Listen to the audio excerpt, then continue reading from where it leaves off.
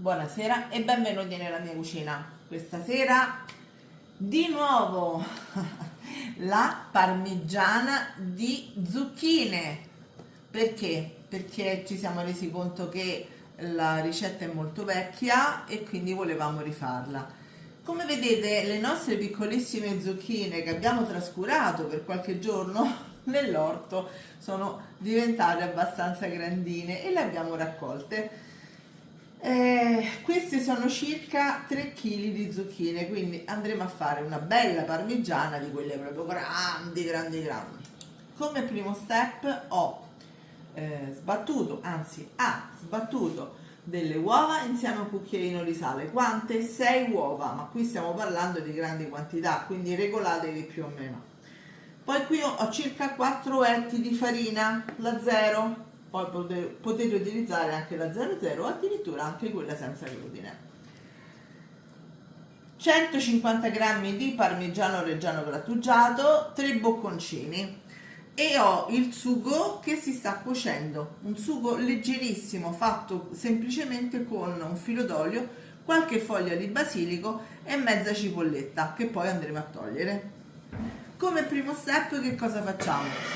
Andiamo a tagliare le nostre zucchine. Queste qui sembrerebbero molto dure, ma assolutamente no, sono tenerissime.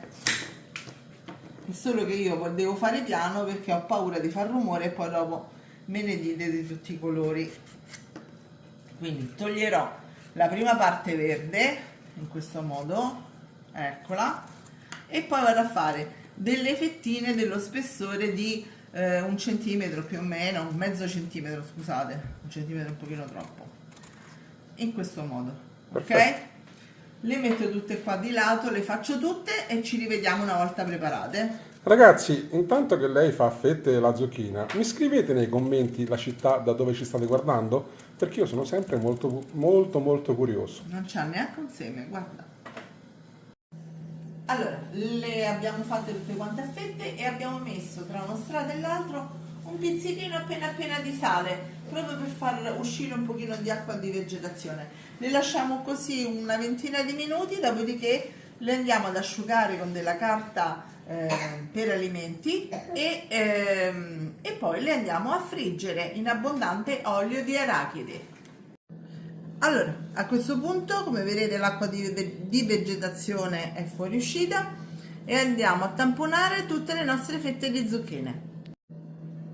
Una volta tamponate, le passiamo nella farina, successivamente nell'uovo sbattuto con il sale.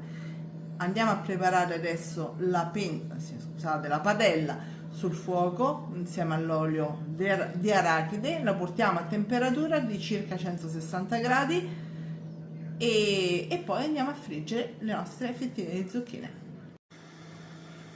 L'olio è arrivato a temperatura e a questo punto andiamo a friggere le nostre zucchine. Fatele belle dorate, ma non troppo, mi raccomando, anche perché devono subire una seconda cottura poi in forno. Le facciamo tutte, ci vediamo tra un attimo. Allora, iniziamo a comporre la nostra parmigiana. Guarda che belle quelle zucchine lì. Mettiamo un pochino di sugo sul fondo di una teglia. Io uso questa, sempre questa, perché è fantastica, è perfetta. Anche per fare il tiramisù. Anche per fare il tiramisù, esattamente. Mettiamo le zucchine.